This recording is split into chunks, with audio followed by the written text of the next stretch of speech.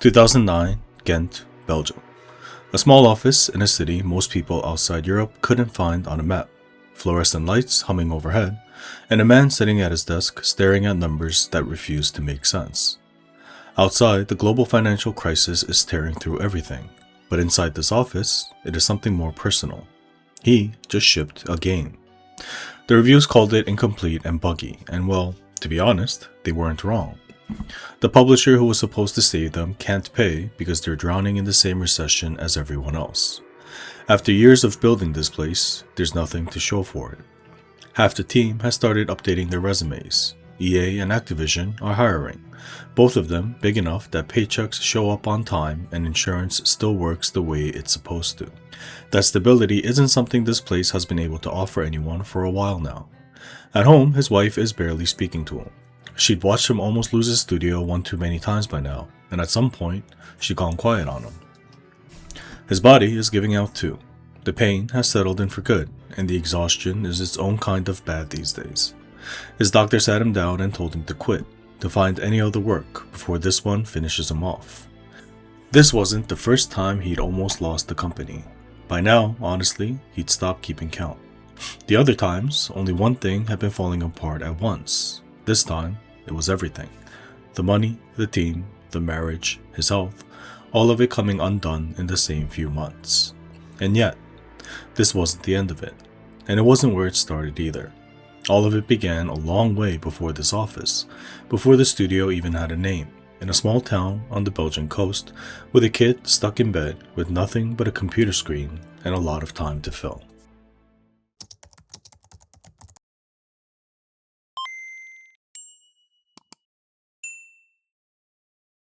The Pana sits on the Belgian coast, right up against the French border, where the dunes do most of the talking and the North Sea handles the weather.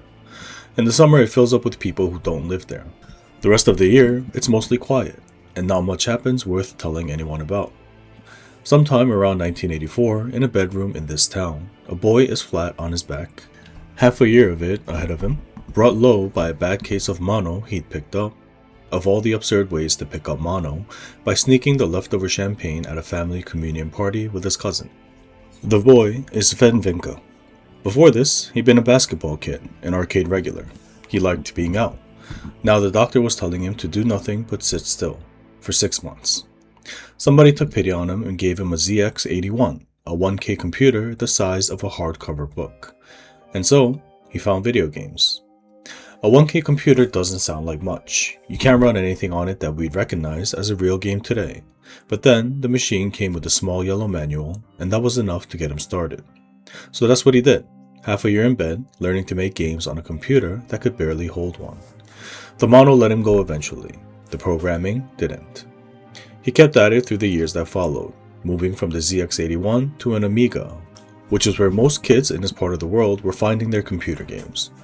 And somewhere in those years, alongside the computer obsession, he found Dungeons & Dragons, which in rural Belgium in the 1980s was not exactly a common hobby. Still, he found a few friends willing to play. For Sven, the question that would define him for years had probably started forming somewhere in here. How would you take that experience of sitting around a table where anything could happen, where the stories came from the players and whatever they decided to do next, and make it work in code with no friends and no dungeon master in the room? By high school, he was already making things with his father, as the first customer, a hunting simulator. Nothing fancy, just code, but it was a working game, and he'd built it himself. So he went to Ghent University to study computer science. Around that same time, he got his first PC. He'd been an Amiga kid until then, and his first Ultima turned out to be Ultima 6, with its gargoyles and its glass swords that shattered after one strike. The glass swords in particular stuck with him, to the point he wanted to put them in every game he makes. Then, 1992, Ultima 7 was released. What nobody had really done before was build a game world that lived on its own time. The NPCs in this game had whole lives. They woke up in the morning, went to their jobs, ate dinner, went to bed at night, and they did all of this whether you were paying attention to them or not. You could pick up almost anything in the world, move it around, and use it in ways that designers couldn't have planned for. And underneath all of it, the game ran on systems talking to other systems, generating situations and little stories that nobody at Origin had ever scripted. They emerged from the rules, the same way stories emerged at a D&D table when the dungeon master was good enough to roll with whatever the players threw at them. The first time Sven played it, he couldn't get over it. Games weren't supposed to do this. Origin Systems became his favorite studio overnight because beneath it all, Ultima 7 really was D&D rendered in code. The thing he'd been chasing for years, just sitting on a disc. Sven didn't just admire Ultima 7, he decided he would build something like it. By the mid-1990s, the industry was moving in the other direction. 1996 brought Diablo, fast and ruthlessly addictive, a game that publishers were lining up to bet on because it sold millions. Ultima's vision of these slow, deep, reactive worlds where you could bake bread and watch NPCs go to sleep was starting to look like an old idea, which meant if anyone was going to make it, it would have to be him. At 24 with one of his friends, he rented a small office in Ghent and started a game studio. The first thing they tried to build was an Ultima-style RPG called, of all things, Ragnarok Unless. The prototype lets you climb on rooftops and move objects around in the world. Combat was point and click. None of it had editors. The dialogue and the story, all of it, sat in raw text files that they were typing by hand. Primitive by any later standard, but at that time, they thought it was the most exciting thing they'd ever made. The team was tiny, the budget was nothing, and they didn't really know what they were doing. Well, first, they needed a studio name, right? Sven looked down and there was his dog, a dog named Lar, so he went with it. Larian Studios. Now, they just had to find someone willing to fund the thing.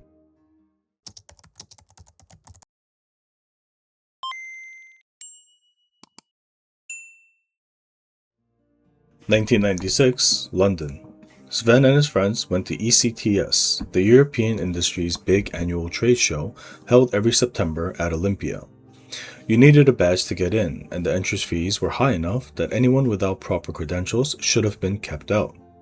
Plenty of people faked their way in anyway, which is what the two of them did when they showed up with floppy disks and no badges of their own. Inside the hall, publishers had real booths and proper marketing budgets, with presentation teams cycling through their pitches all day long. Outside all of that, Sven and his friend walked the floor, looking for anyone wearing a publisher badge who'd give them a minute. Most people kept walking. A guy from Atari stopped. He looked at the screenshots and asked enough questions that Sven ended up with a real sit-down pitch meeting on the calendar. $50,000 on the table. For two guys with no income and a studio that hadn't shipped anything, it was a staggering number. The catch was that Atari was already coming apart. They'd merged with a hard drive manufacturer called JTS, of all things, weeks before the London trip even happened. By the time Sven shook hands on the contract, the games division on the other side of that handshake didn't really exist anymore. The call came back to Belgium not long after. $50,000 in a verbal handshake, dead. The friend looked at what was left and decided to leave. After that, what Sven had was a prototype and a phone line that got cut off because they couldn't even pay the bill. But he kept building. A few more friends joined the project, and what started as Ragnarok Unless grew into something much bigger. The Lady, the Mage, and the Knight.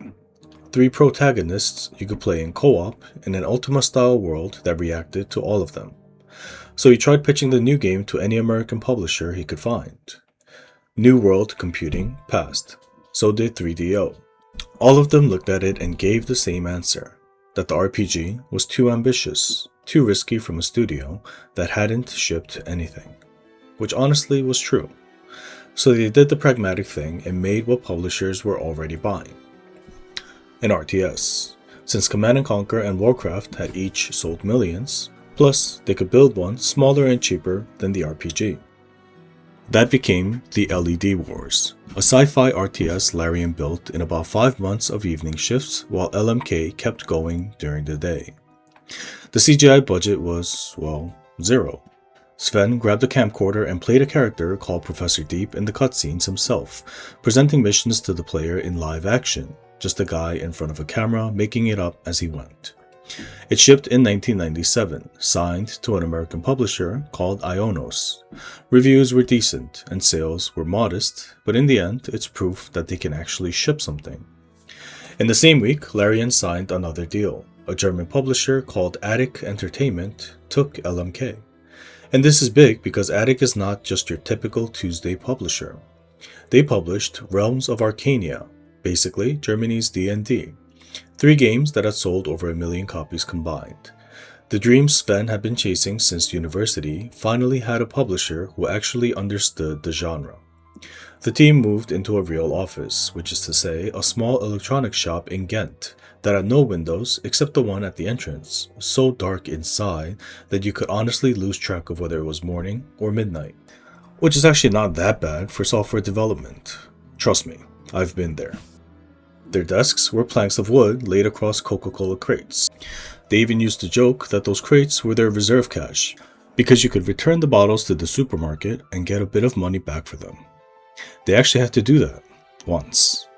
Pretty quickly, Attic told Sven the game needed to be bigger because it was now part of the Realms of Arcania series. The story had to be rewritten to work inside the Dark Eye universe. But then, in May 1998, Blizzard went to E3 in Atlanta and showed Diablo 2 to the world. Just a trailer. The game itself wouldn't ship for another 2 years, but it was already a generation ahead of anything else on the floor, with thousands of colors where everyone else was working in hundreds. Attic came back from Atlanta and panicked.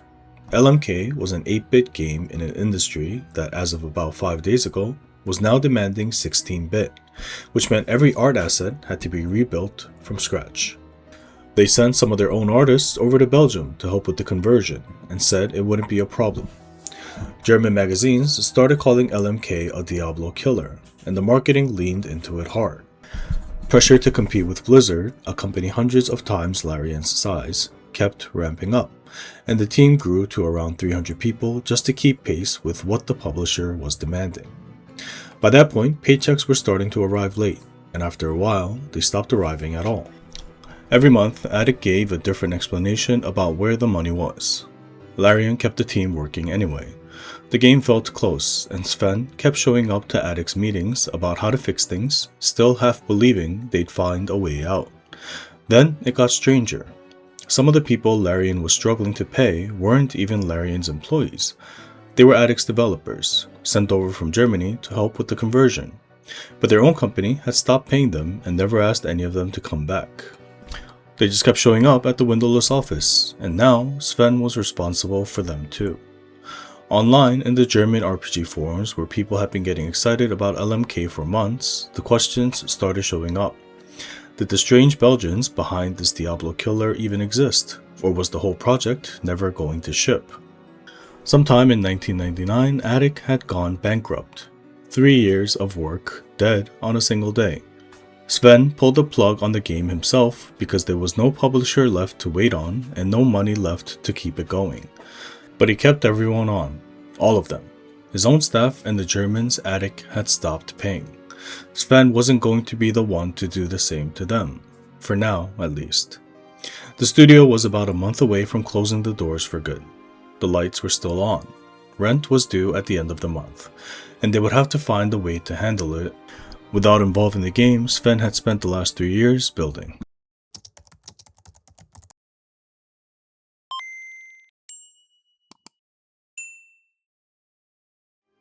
So the work that paid the bills in late 1999 turned out to be online gambling.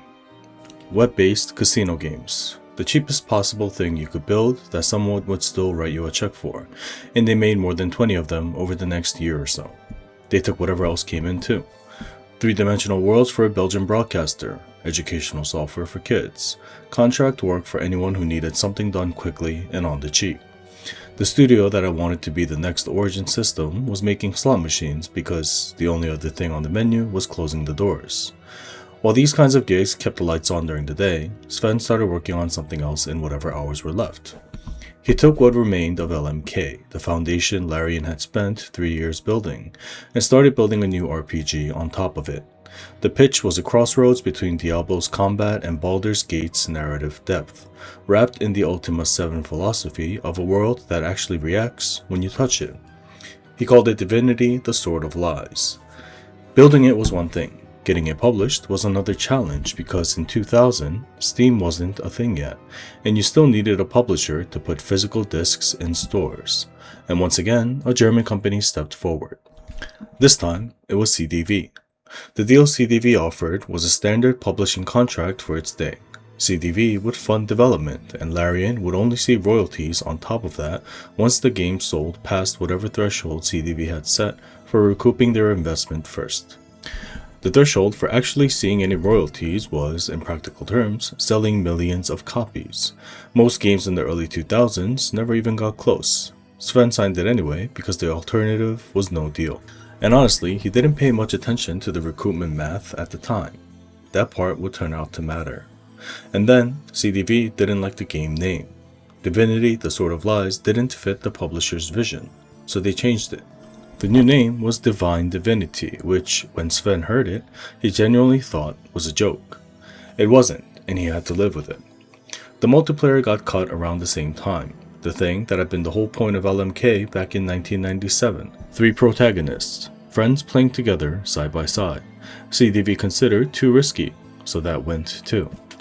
What was left was a single-player RPG funded by a contract that placed all the risk on Larian and almost none on CDV.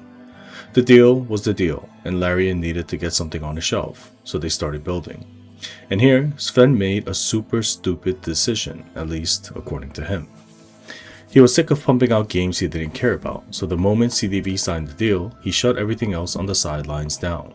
That includes casino games, broadcaster contracts, and whatever else that is not Divinity related. Every person at Larian put their heart into Divinity, and every euro Larian could borrow went into this one project. The thinking was that Divine Divinity would be a huge success. Once it landed, the money would take care of itself. The risk, simple as it sounds, was that if it didn't, there was nothing else. The team rebuilt through 2000, hiring back some of the people who'd left after Attic, and the project kept growing in scope as Larian projects always did. The game was supposed to ship in 2001. It didn't.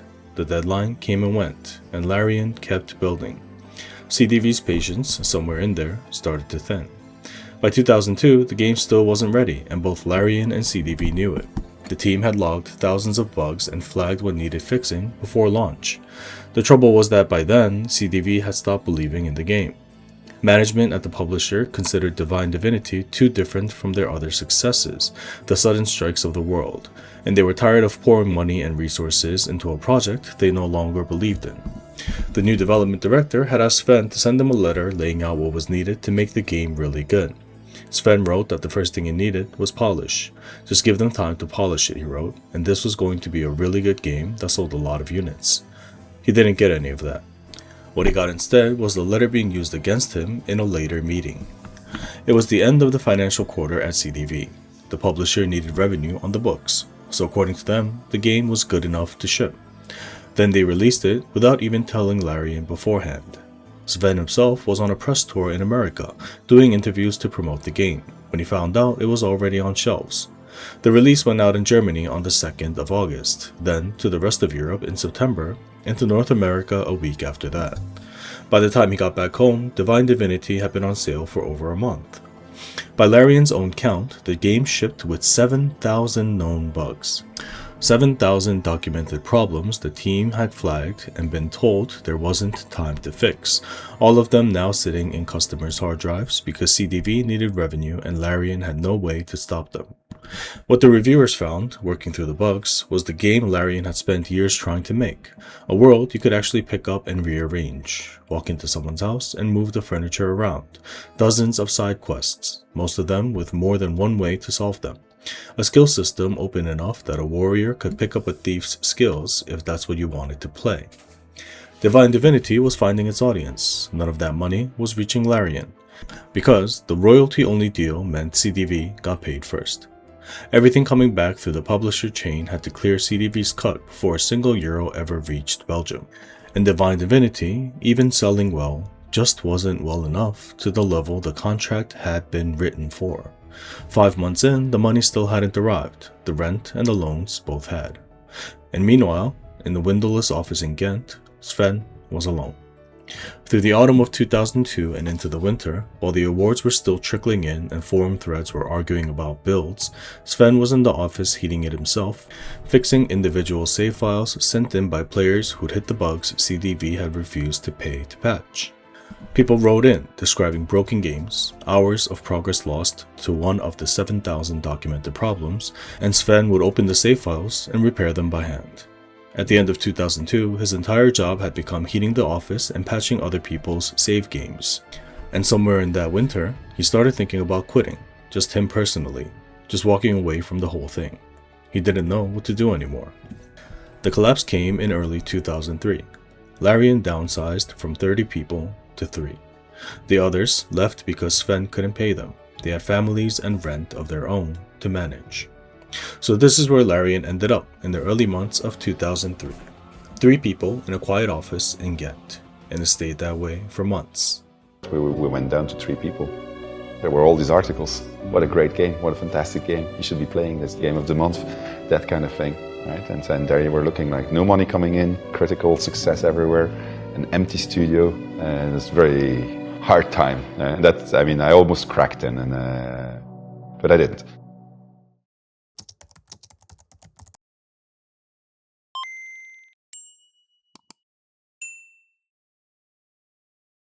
So through most of 2003, with Sven and the 2 who'd stayed still showing up to work every day, a question started forming that hadn't actually occurred to him in 7 years of running a studio.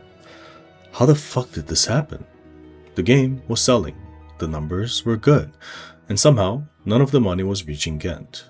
Also, another question arose. How did publishers make money in the first place? So he asked his agent. She walked him through it. Publishers buy from the manufacturers, distributors put the discs on shelves, retailers sell them to customers, and the developer sits at the end of the chain waiting for whatever's left to come back.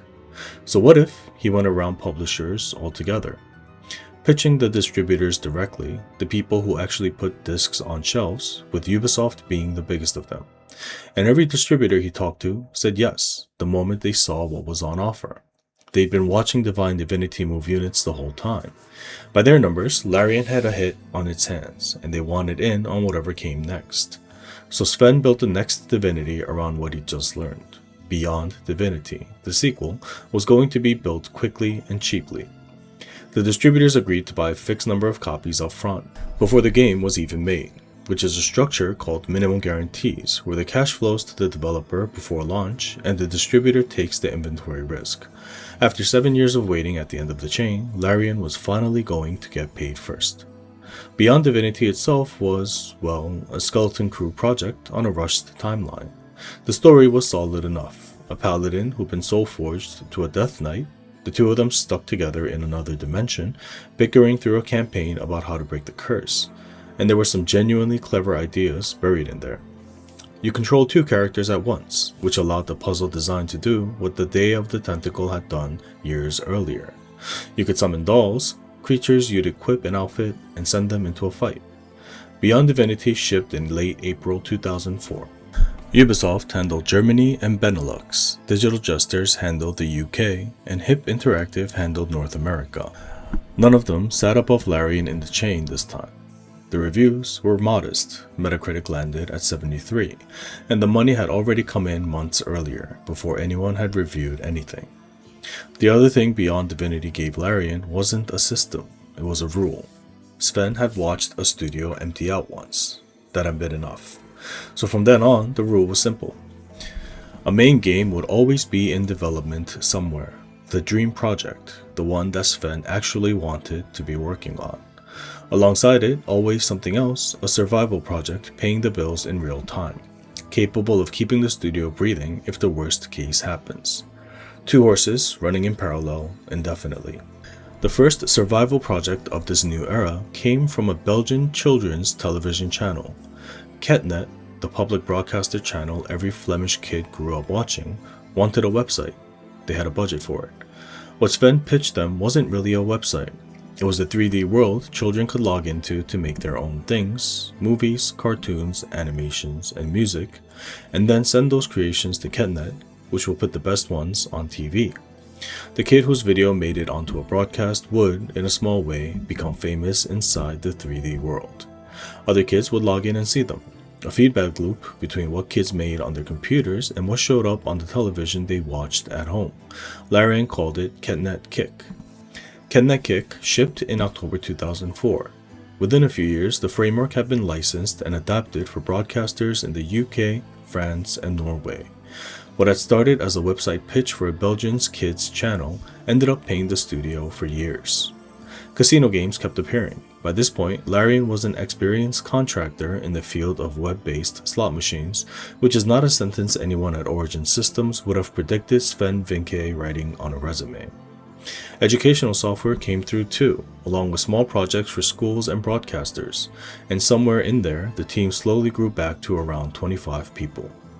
By 2007, after years of slow growth through Divine Divinity sales and KetNet Kick licensing and the steady drip of casino work, Larian had finally accumulated enough money in the bank to start the next real Divinity. The ambition was predictably immense. It would be the studio's first fully 3D game, their first release on a console, and built around a player character who could transform at will into a dragon, fly anywhere on the map, and walk across the same world on foot. They called it Divinity 2, Ego Draconis. To make it work, Larian licensed Gamebryo from Emergent, the same engine that ran Bethesda's Oblivion and the upcoming Fallout 3. A serious leap up the technology ladder for a studio of Larian's size. The team grew to around 70 people.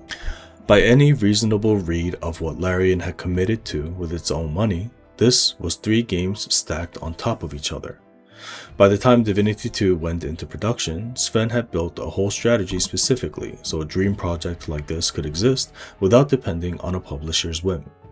The problem was that Divinity 2 was too big for the distributor direct model. The cash needed to flow in advance at a scale distributors couldn't carry, which meant Larian, after everything, needed a publisher. So he signed with another German publisher again. This time it was DTP Entertainment, a German company with a portfolio of casual games and adventure titles and a steady output of licensed properties, the kind of place that paid the bills with My Little Pony tie-ins and similar work. Then what will remain is for Larian to focus on the game development and make this dream a reality. The dragon turned out to be a problem. When you're flying anywhere on the map with the freedom to land anywhere, there has to be something interesting to land on every time. You can't have a beautiful dragon descending in slow, majestic arcs into an empty field. The content needed to sustain that kind of freedom was somewhere in the neighborhood of 10 games worth, and Larian was building one. They tried various ways to make the math work. Most of them didn't. Dragon combat itself was the other side of the same problem. They wanted it to feel like something more than just a fight in the sky, and nothing they tried quite clicked. Designing fun dragon combat, as a lot of studios have learned since, is bloody hard. By September 2008, Divinity 2 was about a year away from being done. Then the financial crisis hit. Lehman Brothers collapsed on the 15th of September. Credit markets froze worldwide, and the kind of mid-budget casual catalog that made up most of DTP's lineup, point-and-click adventures like Black Mirror, and role-playing games like Drakensang, stopped selling. DTP had been expanding right up to the moment the crisis broke.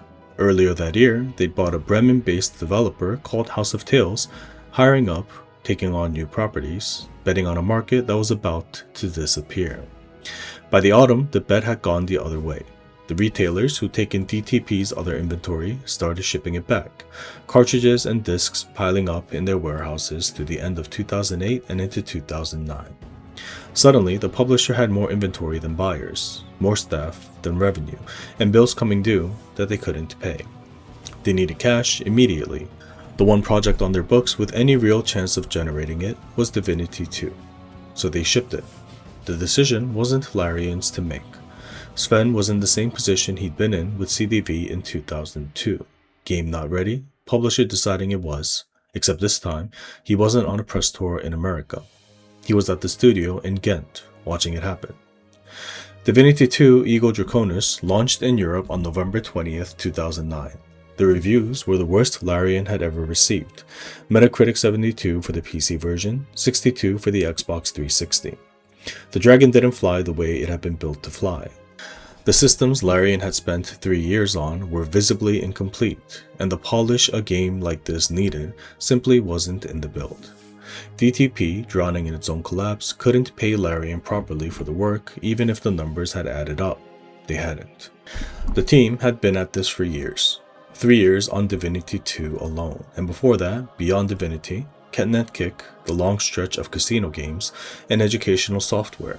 Some of them had stayed through everything, through the 2003 collapse and the slow rebuild and the wilderness years, and now they were updating their resumes.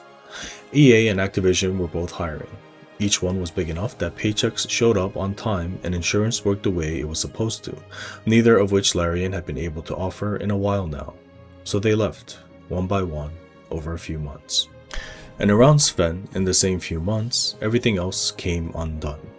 The pain he'd been carrying for years settled in for good. His doctor sat him down. The marriage that had been quiet for a while went silent. He'd been pouring his life into a studio that kept almost killing itself for 13 years, and his wife had watched it nearly destroy them more times than was reasonable, and by 2009, they were barely talking. By late 2009, back in the Ghent office, Sven was at his desk with the fluorescent buzz overhead and the numbers in front of him refusing to make sense, and no obvious next move anywhere in them. The studio was still there, mostly. The lights were on. Outside, it was November in Ghent, and inside, it was very quiet.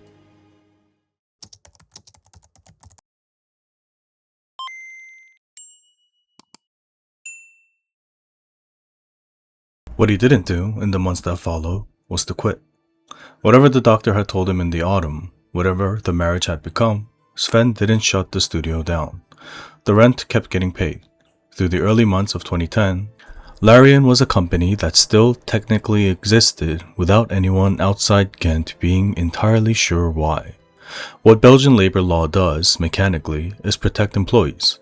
When a Belgian studio goes under, the staff walk out with most of what they were owed.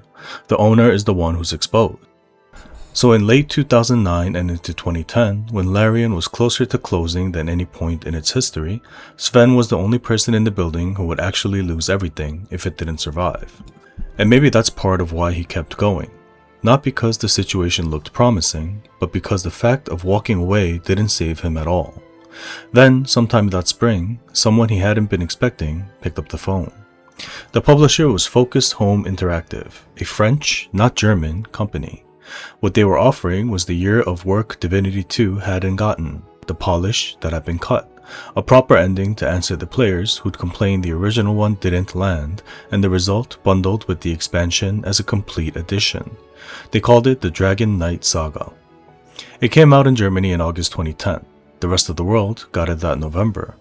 3 years of Larian's work, the project everyone had said wasn't going to recover, came out the other side as what it had been supposed to be the first time. The year of polish Larian had needed and not been given was the difference between a 62 and a 72. The difference between an industry concluding Larian couldn't deliver this kind of game and an industry concluding Larian could, after all. And Focus Home had been decent. They paid Larian properly, supported the console release, treated the work like work that deserved respect, which after everything Larian had been through with publishers was honestly unfamiliar. But the saga had shipped on Focus Home's schedule, not Larian's. The chair where the decisions got made still wasn't in Ghent, it was somewhere in France. Sometime that year, after the saga was on its way to shelves, Sven wrote a PowerPoint. He presented it to the team. By all accounts, the meeting wasn't memorable. Most of the people in the room that day, who asked about it years afterward, don't actually remember it happening. But what was in the deck became, for the next decade and many more, the way Larian operated. 3 things. 1. Polish was going to define whether Larian's next games succeeded or didn't, and they'd just proven this to themselves on Dragon Knight Saga. Same code, systems, and vision, with the polish added back in. 2. The studio needed income to exceed its monthly burn rate, not fall short. The two-horse strategy from 2003 had kept Larian alive, but keep alive wasn't going to be enough anymore. 3. At the end of it all, however long it took, Larian was going to make a very big RPG. The harder lesson, the one Dragon Knight Saga had actually taught him, wasn't in any slide. And the answer to that was like, well, we can't work with publishers. It just doesn't work, right? Every single time when somebody gets involved because of the way that we work, maybe because of who I am, it just doesn't click, it doesn't work. We can't have intervention from the outside. So we need to do something where we can be standing on our own feet. So Sven put together a different kind of pitch, and this time it wasn't for publishers. The argument was numbers. Divinity 2, despite the rushed launch and poor early reviews, had sold a lot of units. Combined with Divine Divinity's sales and Beyond Divinities, there was a real track record. And next to those numbers, Sven could put a second set showing where each euro had actually ended up. What reached Larian at the bottom of the publisher chain, by every Divinity game so far, had been close to nothing. Looking at the two columns side by side, the math was obvious. If the publisher left the chain, the revenue going to Larian would multiply. Two investors bought the pitch. One funded a project that Larian internally called Project D. The other funded a project called Project E. Neither name meant anything to anyone outside the studio for now. They were code names in internal documents, while Larian figured out what the public-facing names would eventually be. On the 9th of January 2012, Sven announced it publicly. Every new Larian title from now on would be self-published. The first one out the door, the next year, would be Project D. The original pitch for Project D, the one that I got in the venture capital meeting in the first place, was small. Larian had been working on Dragon combat through the Dragon Knight Saga rebuild, and had it more or less running. Sven wanted to take that combat system and wrap a quick, contained game around it. Something at 10 or 15 euros so you could pick up for an evening and put down. The reference point was Afterburner.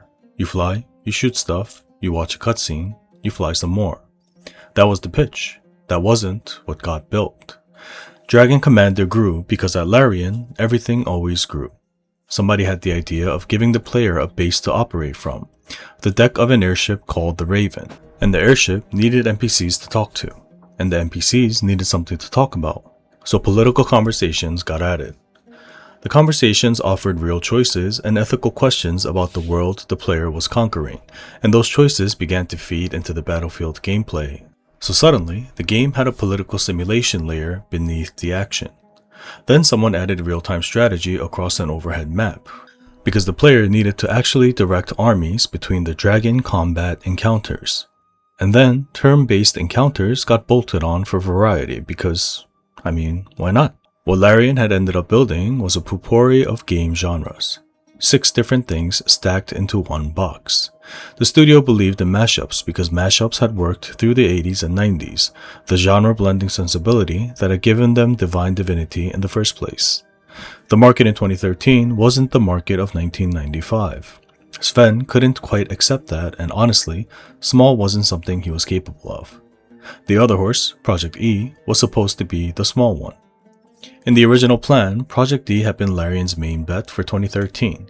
Bigger budget, longer timeline, the headline release of a new self-published era. Project E was the safety project running alongside it, a smaller, more traditional RPG pitched as roughly 15 hours of gameplay for Xbox Live Arcade that would ship first, generate some revenue, and let the team test the self-publishing model on a contained project before the big one arrived. That's not how it played out. The safety project didn't stay safe for long. Through those years, while everyone's attention was on Dragon Commander, Project E was the team in the corner of the office quietly bleeding. A small group working through whichever version of the concept they were on this month, without much direction from anyone. The internal code name for Project E was Eyes of a Child. The original concept was Sven's. A boy gets kidnapped, and he has the ability that when he paints, what he paints becomes real. The player chases him across an RPG world, which the boy is essentially making with every brushstroke. As the boy paints, the world updates around the player in real time. Larian built visual prototypes, footage that existed, and people who saw it said it was beautiful. Shadows were changing in real time as the boys painted. The whole world is updating based on what the kid was drawing. It was, by Larian standards, a very Larian concept. It was also too small a story to carry the kind of RPG the team wanted to be making. The painted boy hook was striking, but the larger arc underneath it wasn't carrying enough weight for what Larian wanted Project E to be. So they rebuilt it, and then they rebuilt it again. By the time the project landed on its third concept, the painting and the boy were both gone. In their place were two source hunters, agents of an order dedicated to eradicating a forbidden magic called Source, sent to a port town to investigate a murder. The new design was an RPG built around figuring out what Source was, why the player ended up wielding it, and what the consequences of using it would be. That premise stuck. 3 full re-envisionings before the team had something that worked. By industry standards, that's a lot of pre-production years to spend on something that never ships. By Larian standards, it was a Tuesday. But the concept wasn't actually the thing about Project E that needed to change most. The combat was. In every Larian conversation with a publisher, for as long as Larian had been having conversations with publishers, the message had been the same. Real-time action RPGs got distribution deals. Turn-based was a dead branch. The Blizzard formula was what shelves wanted, and anything else was the end of a publisher conversation before it really started. If you pitched a turn-based RPG in 2012, no major distributor was going to look at it.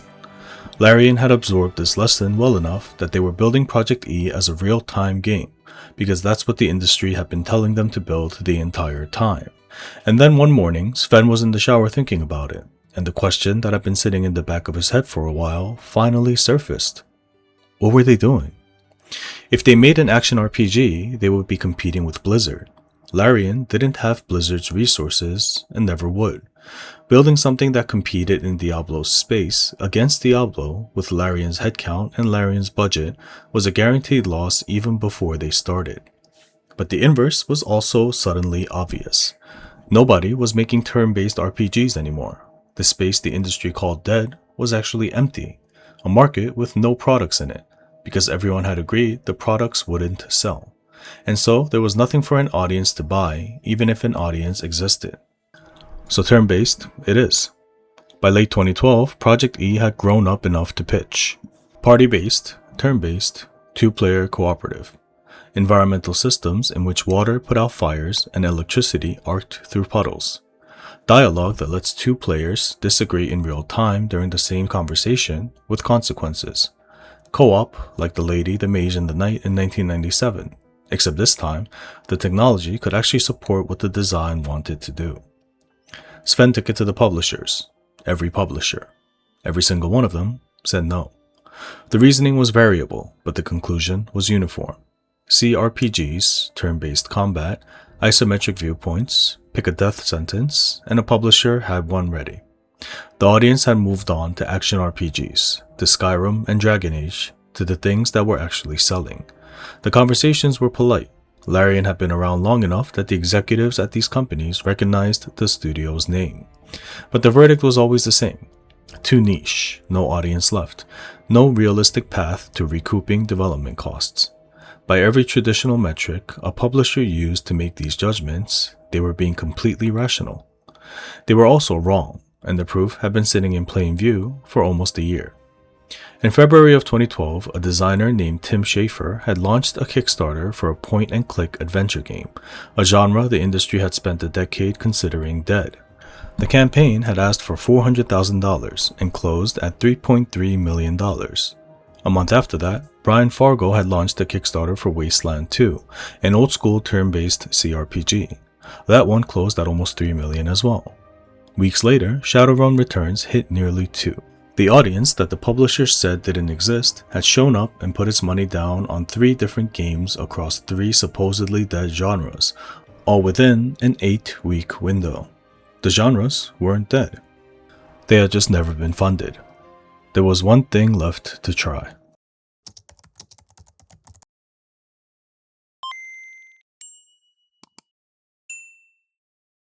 It was a Wednesday, March 27th, 2013, and the Kickstarter page went up. Project E went public, finally, with a name on it. Larian called it Divinity, Original Sin. $400,000 asked, 30 days on the clock. Every other time in the studio's history that Larian had pitched something like this, the answer had always come back privately, behind closed doors, from somebody whose job it was to deliver that answer to people like Swen Vincke. Kickstarter was none of that. The question was being asked in public, with a clock counting down. They didn't have to wait long. Within hours of the page going up, pledges were arriving. By the end of the first day, it was clear the campaign had hit something. The $400,000 goal crossed somewhere in the second week, and after that, it just kept climbing. When it finally closed on April 26th, the platform had read 19,541 backers and $944,282 raised. PayPal pledges pushed the total past $1 million. Nearly 20,000 people had put their own money on a turn-based co-op RPG, sight unseen, on the strength of a pitch and a promise. Every previous answer Larian had ever gotten on this question had come from one person. This one came from a crowd. That was the dream project, funded. The other horse, Project D, the dragons and jetpacks thing with the political simulation and the real-time strategy bolted on top, was 4 months out from shipping. On August 6, 2013, Larian released Dragon Commander themselves.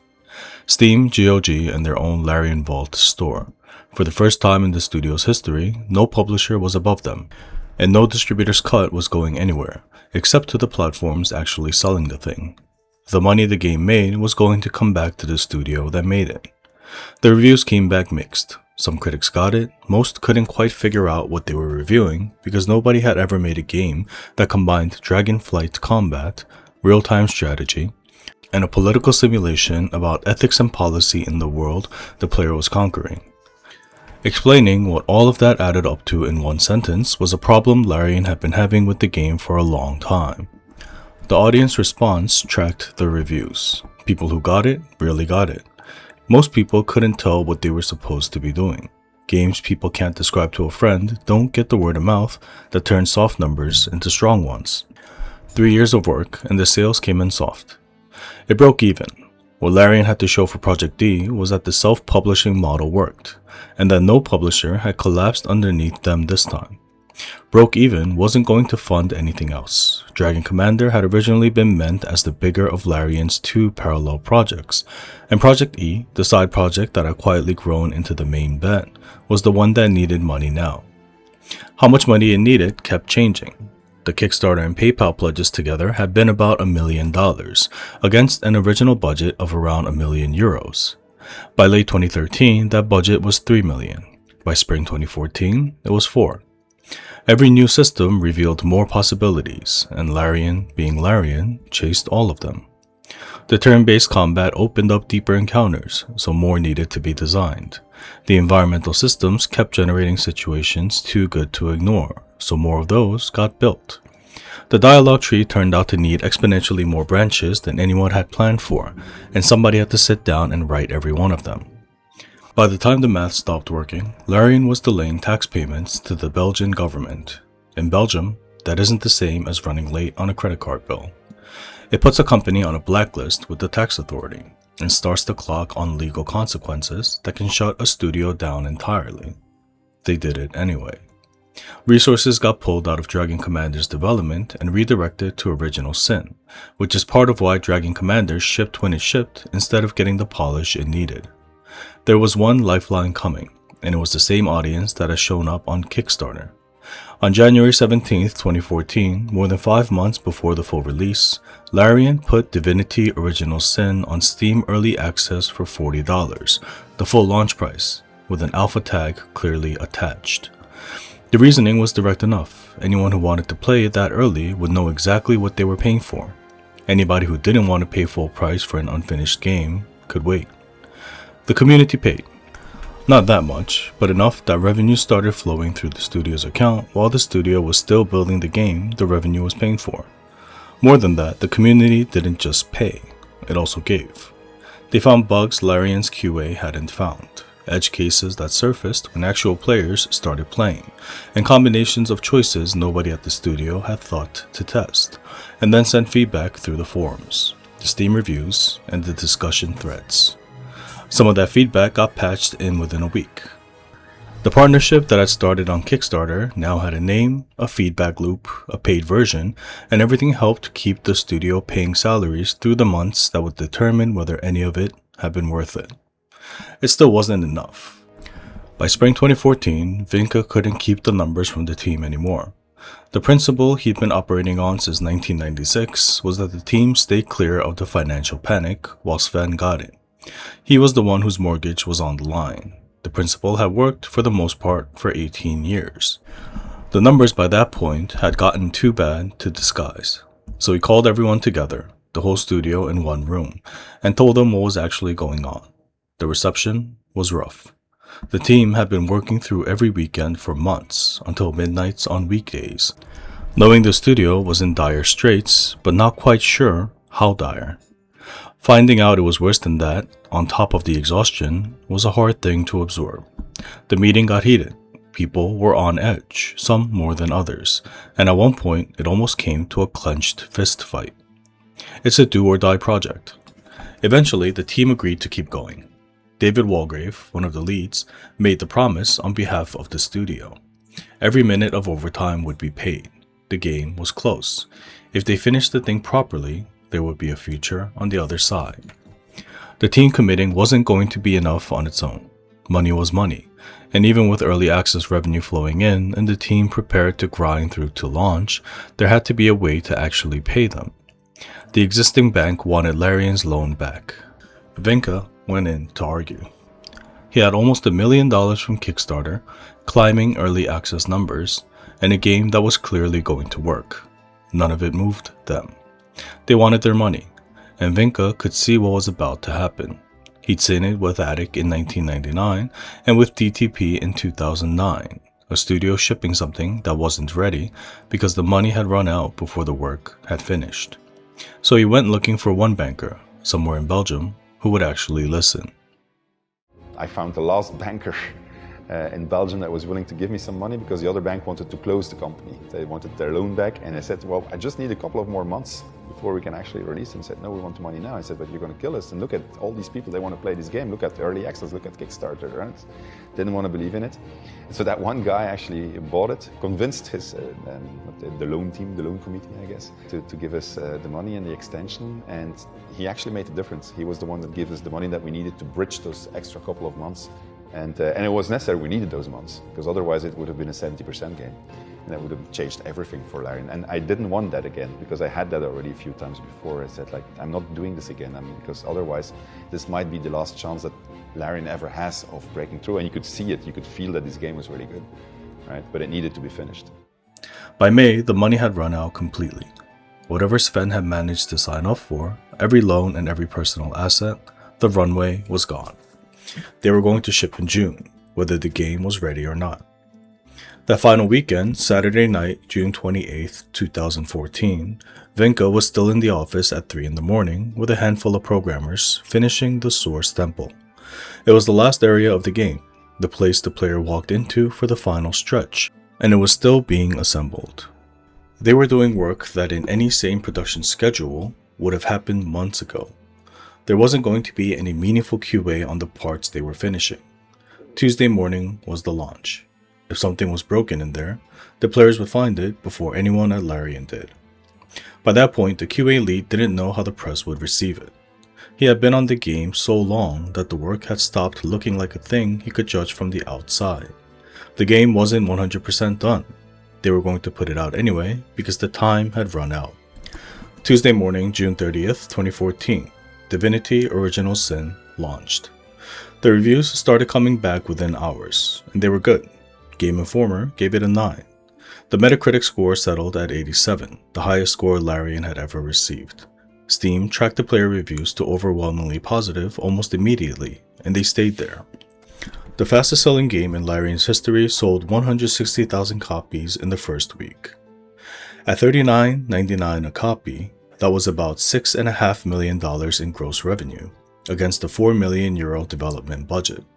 After Steam's cut and the rest, Vincke told Eurogamer the game was definitely going to break even, with maybe enough left over to fund whatever came next. 3 months later, they were at 500,000 copies. By the end of the year, GameSpot had named it the PC Game of the Year. 500,000 people had bought a turn-based co-op CRPG from a Belgian studio nobody had heard of, and they were still buying. For the first time since 1996, the money was coming directly to Larian. No publisher above them. No royalty structure routing the take somewhere else first. By the time the numbers came in, Vincke wasn't in a state to enjoy them. He'd been running on credit and adrenaline for so long that the release period collapsed into a blur. Reviews and congratulations were coming in, and he was too exhausted to track any of it. The whole thing was like having a baby that doesn't sleep. At some point, you stop remembering. When the money finally started flowing, the first thing on Vincke's mind was the debts. Getting rid of those millstones when it happened was pretty fucking awesome. The money from Original Sin started paying down what Larian owed. The back taxes, the bank that had called the loan, the personal mortgages Sven had been signing his way into for years. Half of every dollar still went to the investor who'd put up half the development cost, so this wasn't full independence yet, just a part of it the studio could keep. But it was enough. Larian wasn't a month from closing. Finally, Swen Vincke had room to think about what came next instead of what kept the lights on.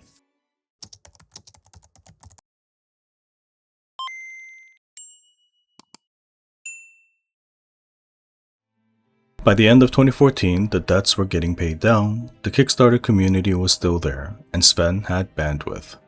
What he did with it, of all things, was approach Wizards of the Coast. Wizards owned Baldur's Gate. The franchise had been dormant since 2001, when BioWare had moved on and the genre had moved back with them. Black Isle had tried to make a third one and failed.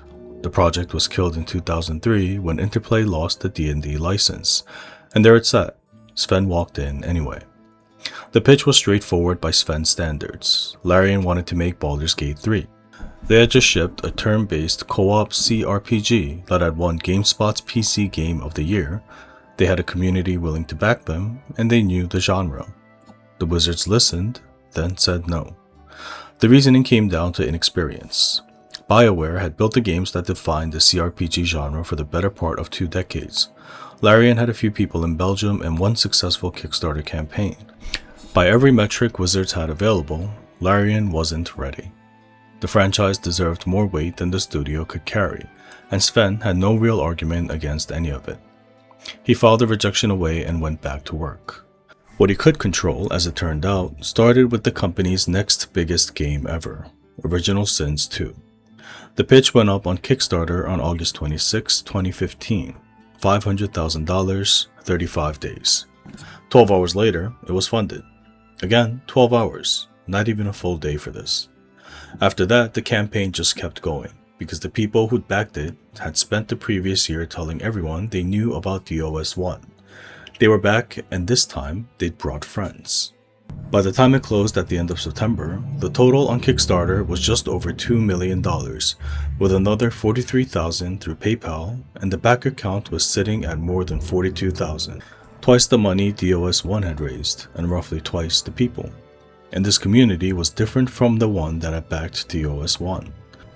That campaign had been strangers taking a chance on a Belgian studio nobody had heard of. This one was a relationship. These were people who'd watched the early access process the year before, filed bug reports, seen those bugs get fixed, argued about builds in the forums, and posted screenshots of their parties.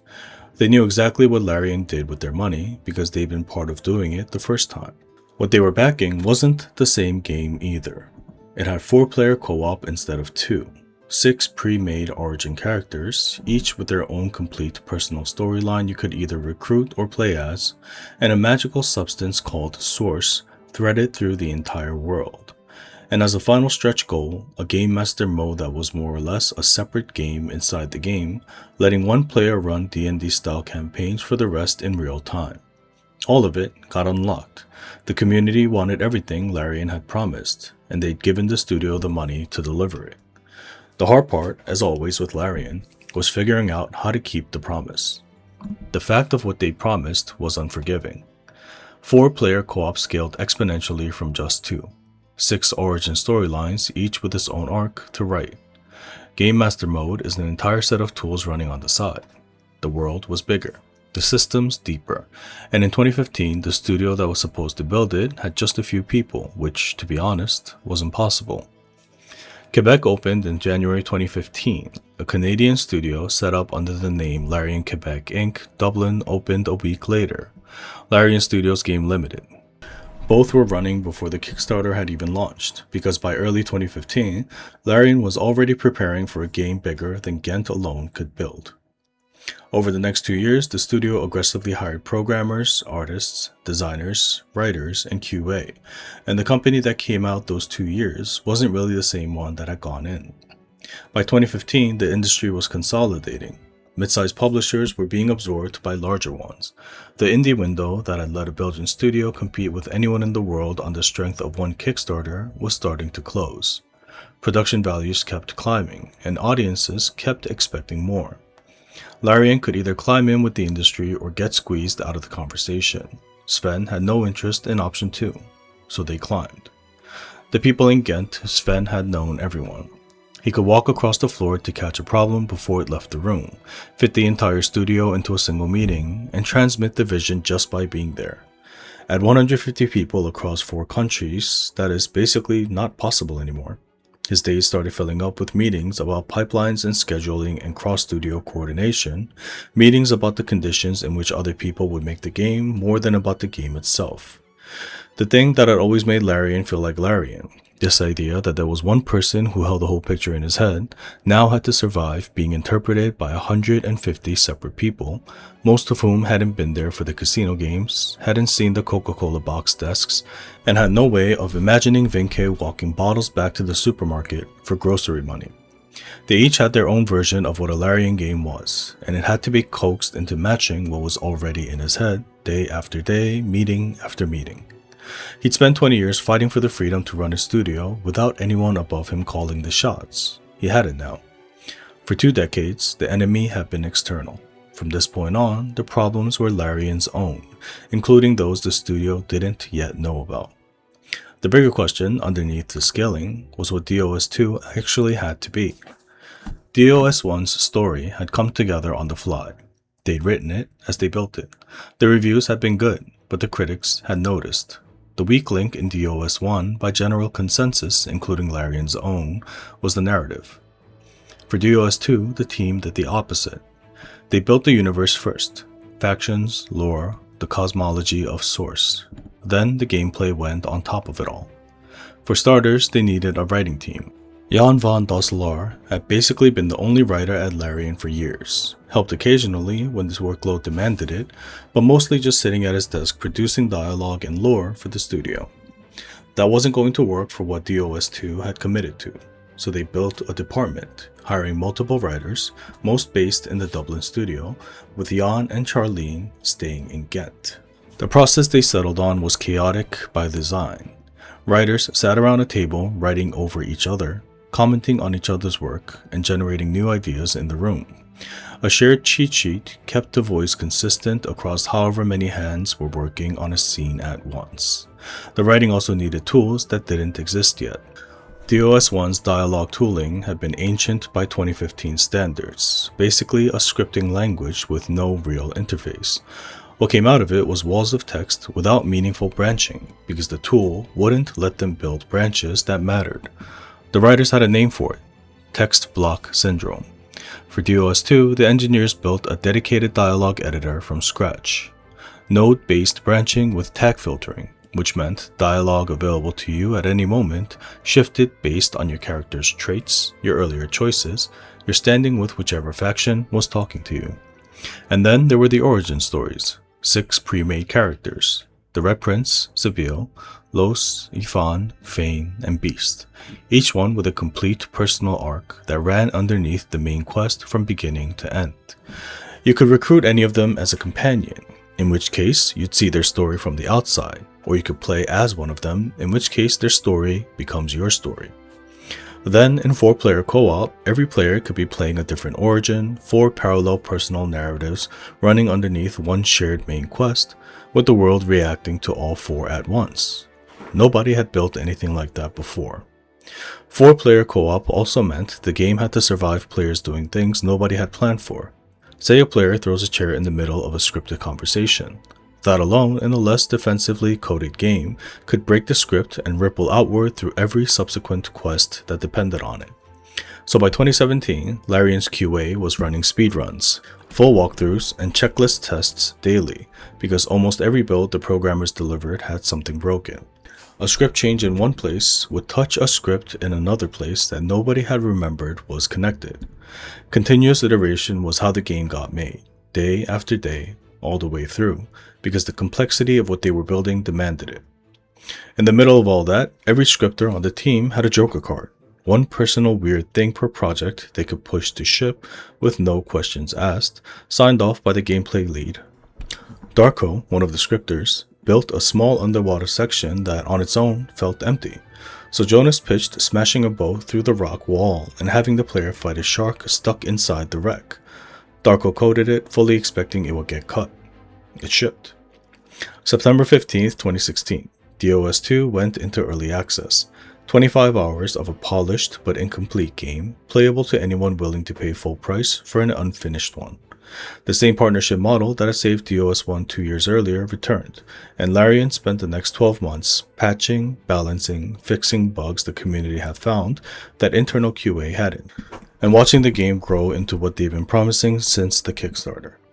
September 14, 2017, the full game launched. The 4 days that followed were almost hard to believe, even from the inside. DOS1 took 2 or 3 months to sell its first 500,000 copies. DOS2 sold 500,000 in 96 hours. Peak concurrent players on Steam reached 92,000. 2 weeks in, the count was past 600,000. 2 months in, the game had sold 1 million. The reviews tracked the numbers. Metacritic for DOS2 settled at 93, 6 points higher than DOS1. GameSpot gave it a perfect 10 out of 10, which they'd done only 14 times before in the history of the publication. The critical consensus, more or less unanimous, was that this was the best CRPG since Baldur's Gate 2. Which was funny because Baldur's Gate 2 was the game that 3 years earlier, the Wizards of the Coast had told Larian they weren't experienced enough to follow. That was the world catching up. Inside the studio, the people who'd built the game had their own way of putting it.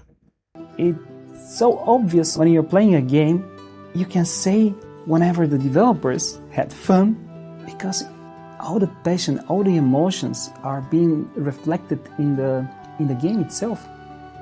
It's a privilege and honor for me to be part of the Larian family, and a great pleasure, of course, because before joining Larian, I was playing every single Divinity game. Now, I'm one of the guys who developed the games.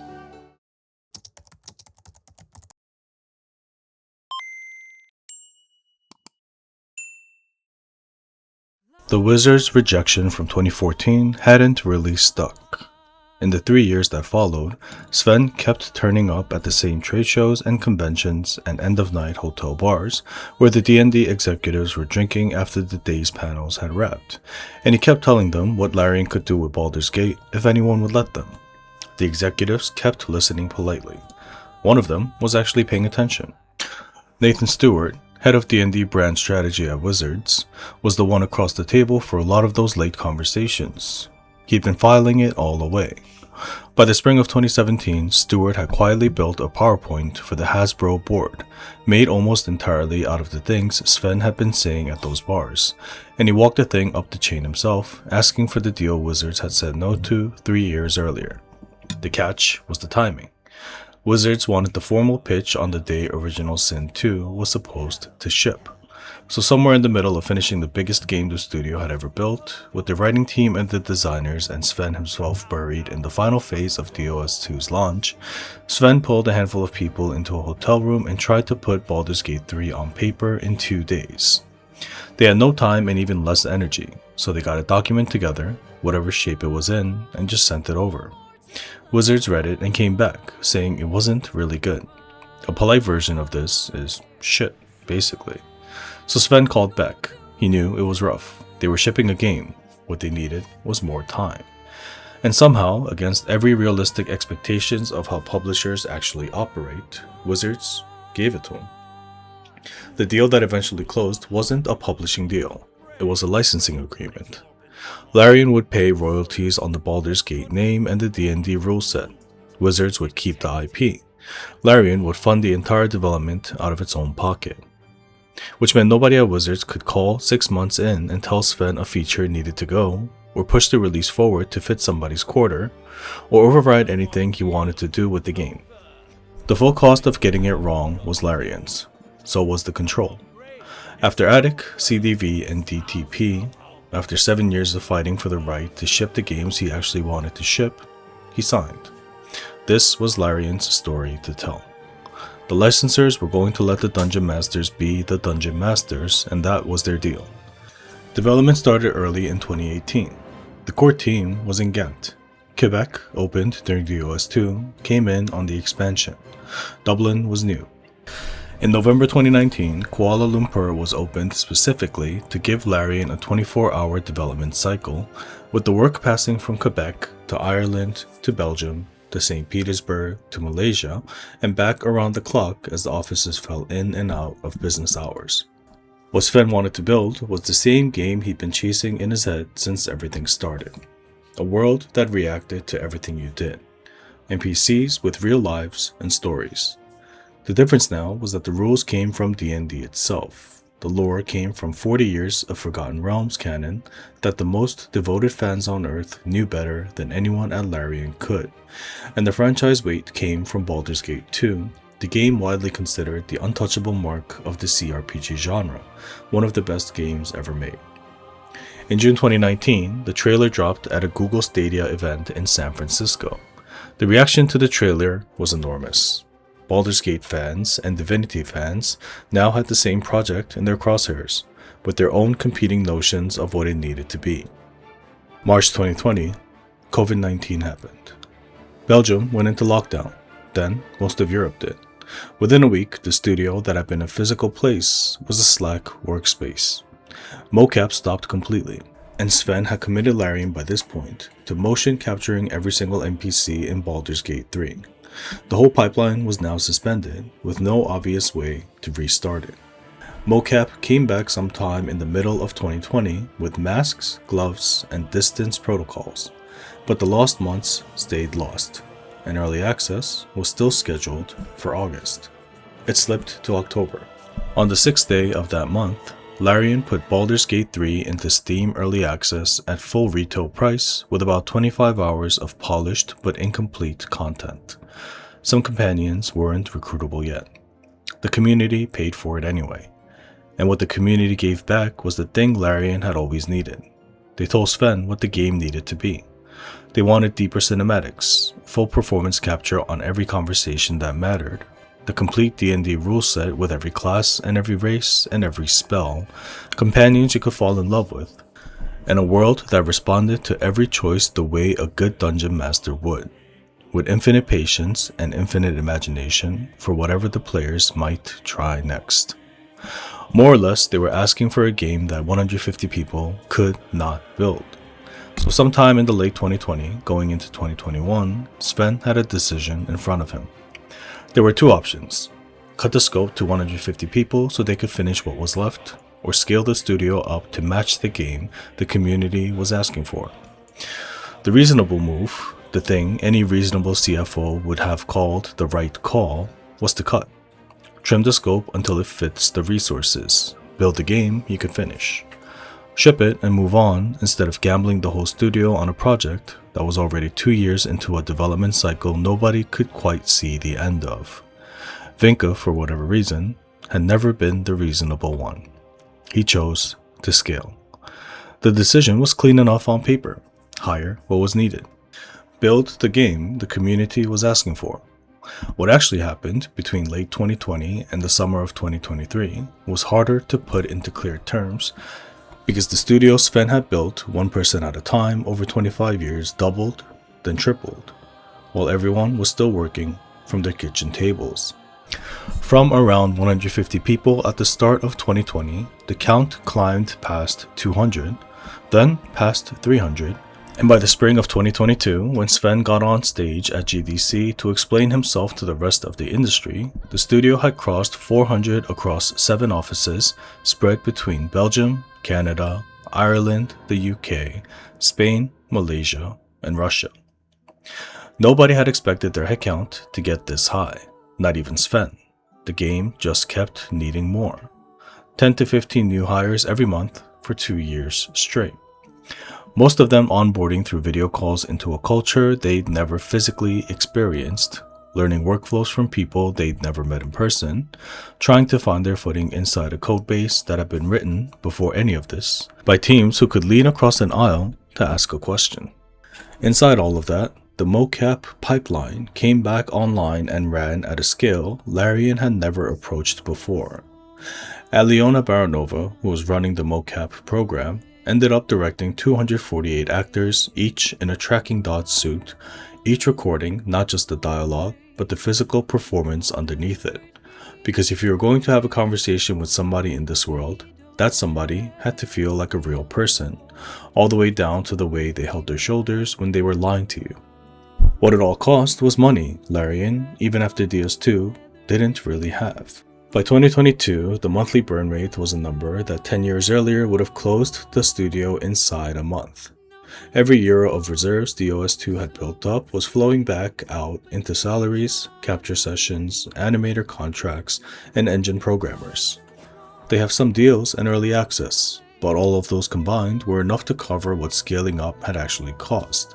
And when the 2022 books closed, what came back was a small but unmistakable loss.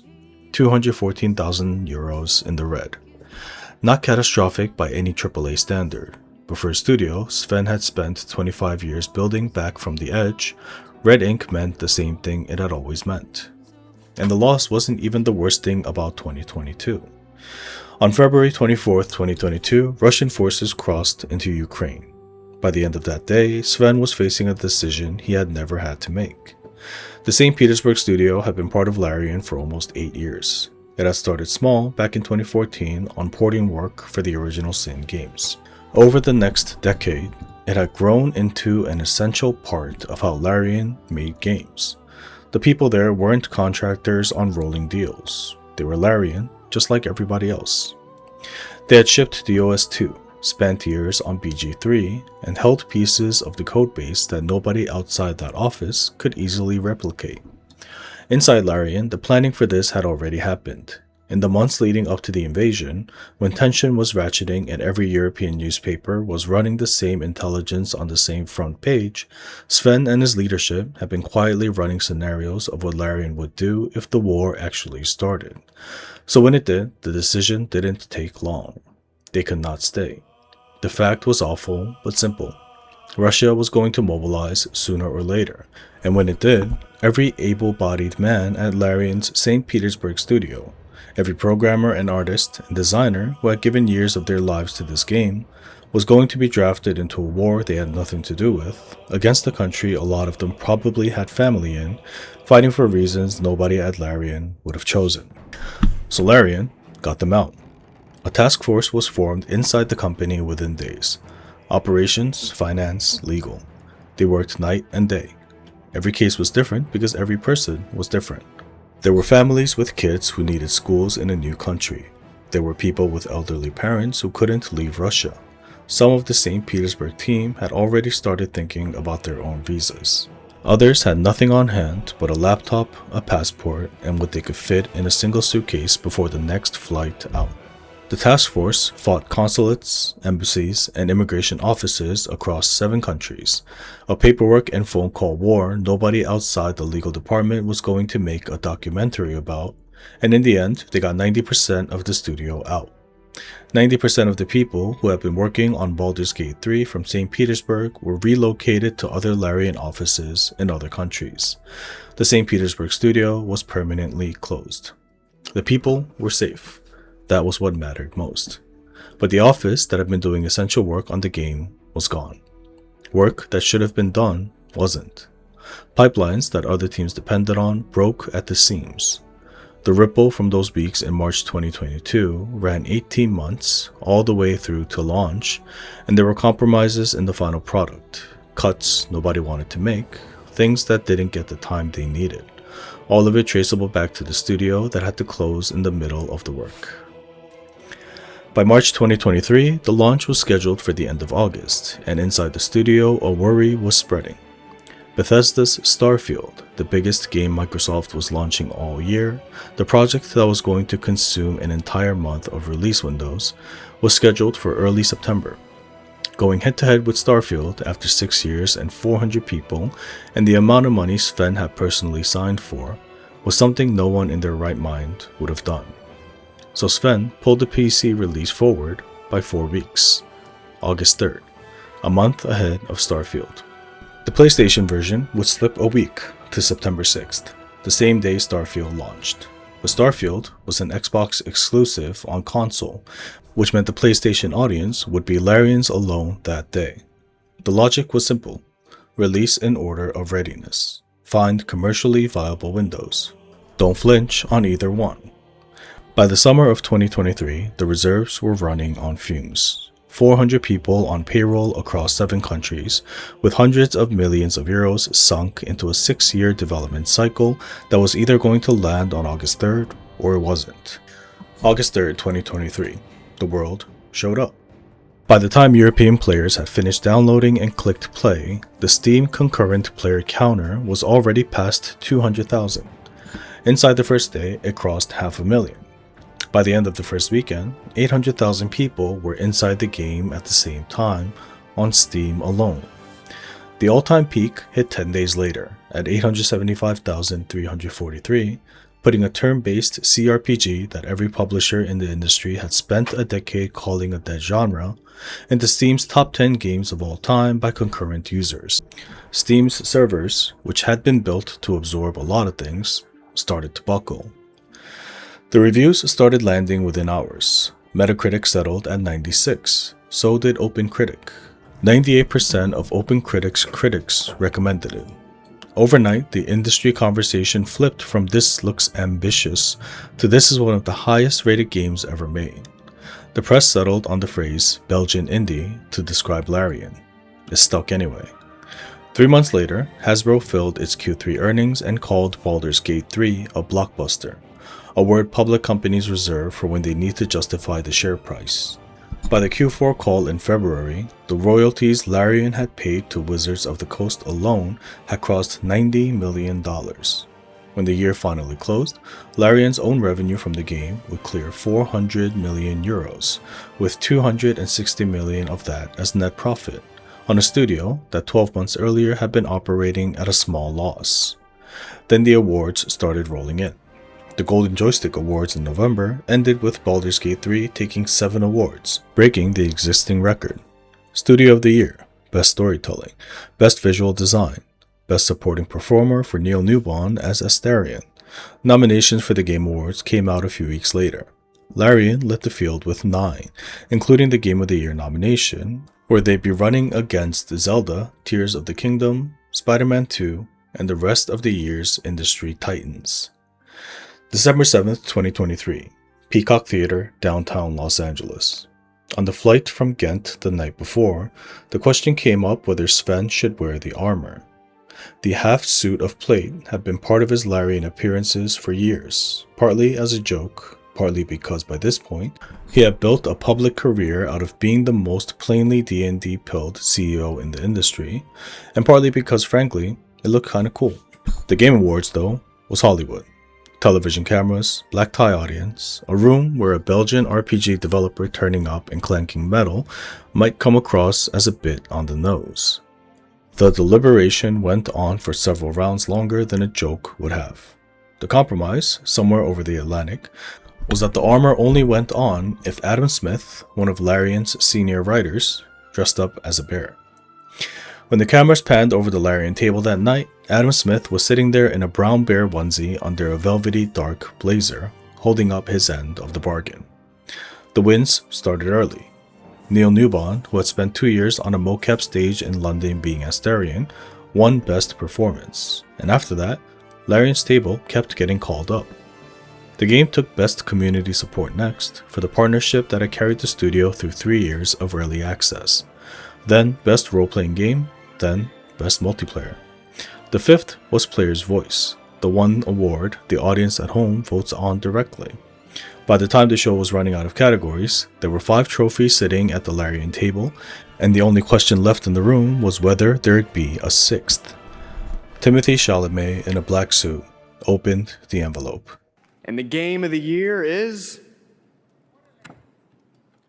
Baldur's Gate 3.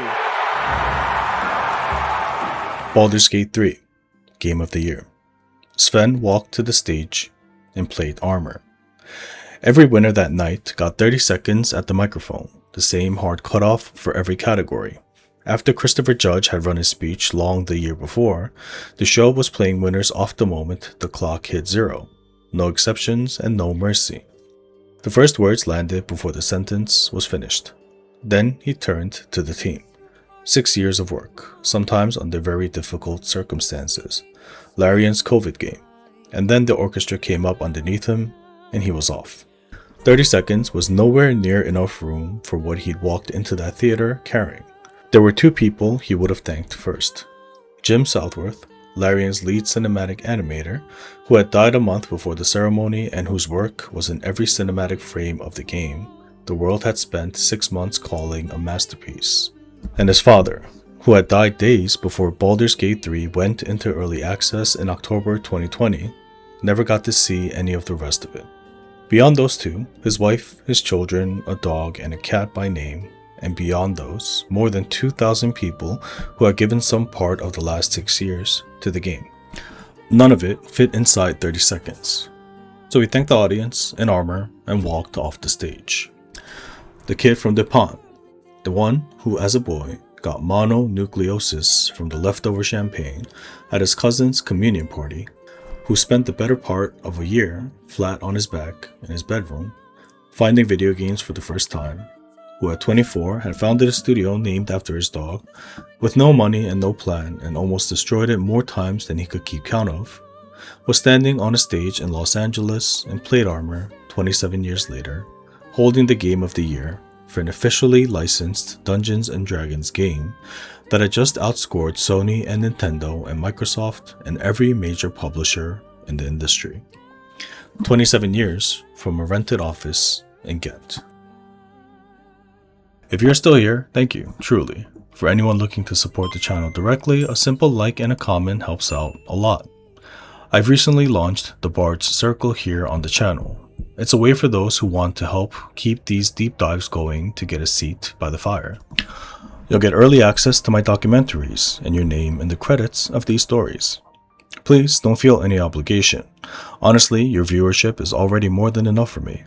But for those who want to help fund the late nights of research and editing, it is incredibly appreciated. Join the circle by clicking the join button below. See you in the next chapter.